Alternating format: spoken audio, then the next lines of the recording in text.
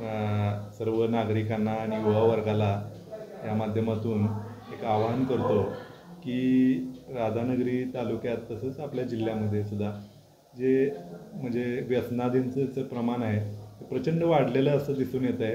कालच आम्ही एक गांजाची कारवाई केली. त्यात एक 18-19 वर्षाची कोळी मुलं त्यामध्ये गांजा पिताना आम्हाला सापडून आली. तर अशा प्रकारच्या ज्या गोष्टी आहेत त्या गोष्टी या आम्हाला पोलीस खात्याला अजिबात खपणार नाहीत आणि या विरुद्ध कडक कारवाई करण्यात येईल. भविष्यात पण याविरुद्ध कडकातली कडक कारवाई याविरुद्ध करण्यात येईल.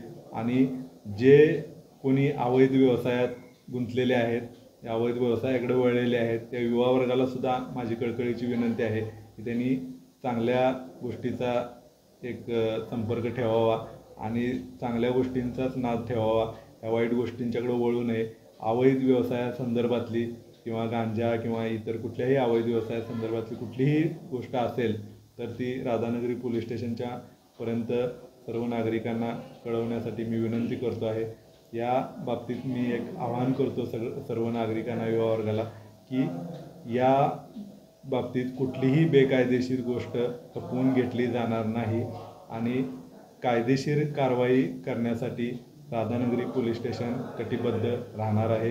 भविष्यात सर्व नागरिक, युवा वर्ग यांना हा आमचा राधानगरी पोलीस स्टेशनच्या माध्यमातून एक आवाहन आहे आणि एक मेसेज आहे.